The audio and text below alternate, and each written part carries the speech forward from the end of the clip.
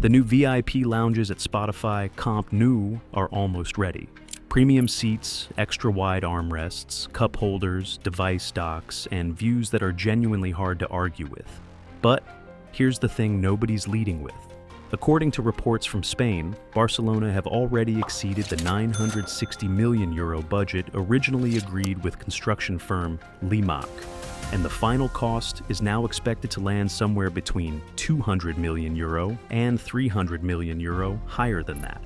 The stadium opened a full year behind schedule at reduced capacity, with the third tier, the roof, and those same VIP areas still unfinished.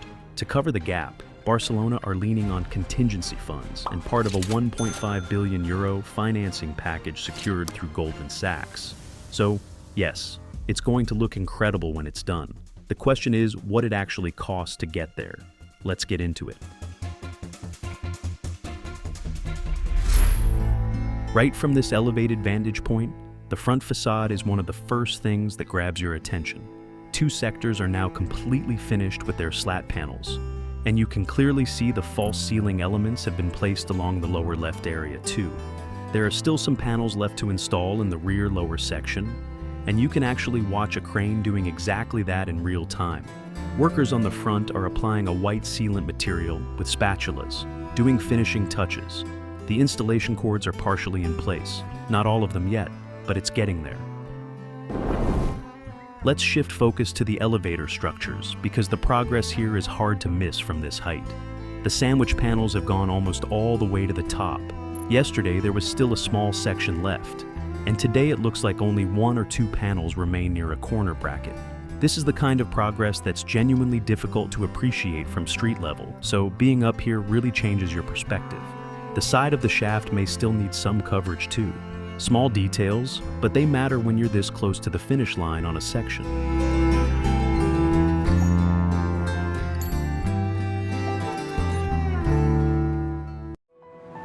Down at the south goal area, there's a lot going on.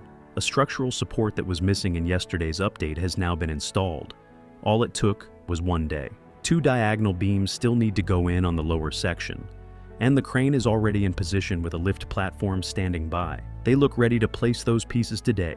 Meanwhile, on the outer section of this zone, a machine is actively painting the beams, and it's likely applying an anti-corrosion protective coating rather than standard paint.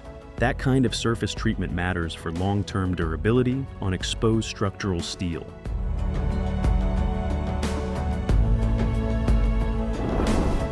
Moving along the lateral side of the stadium, the picture is a bit more mixed. Sandwich panels have been installed up to the bracket level on the left side, but the upper sections still need their panels. The lower parts are covered in concrete panels for now. Inside the scaffolding, workers are actively chiseling surfaces, and you can hear it clearly. There are also 2 new scaffolding structures placed between the radial beams. Those are specifically for the phalanges, the supports for the radial beams, which continue only toward the south and north goal ends. A community correction flagged this earlier in the week, and it checks out.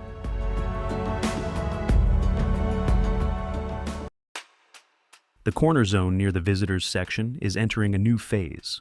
Blue waterproofing tarps are being installed, and the area in front of the visitors' dugout is being prepped for a fresh concrete pour. Jackhammer work has been happening over the past few days to break up existing material before the reconcreting begins. On the structural side, 2 new pillars have been delivered and staged in different areas. One visible from the terrace, another at the back. The phalanges for these have been in place for a while. All the diagonal beam supports for the slat anchors are ready in this zone, so the next logical step is panel installation.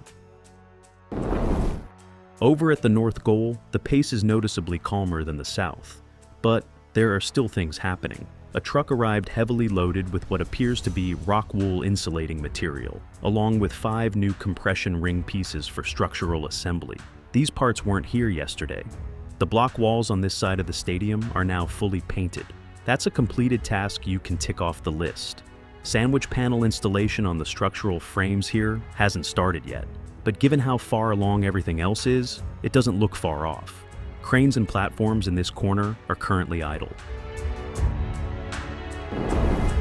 2 things worth highlighting in the final stretch of today's tour.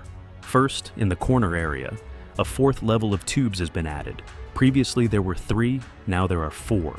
New black tubes have also appeared that weren't there yesterday. Their exact purpose isn't confirmed. Some think they're related to LED or lighting integration, but nothing is certain yet.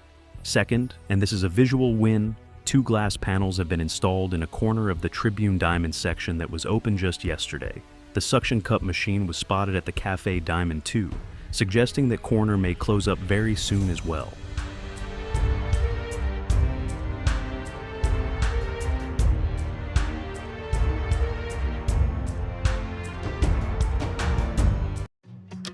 This week at Camp Nou, progress has been steady across nearly every zone.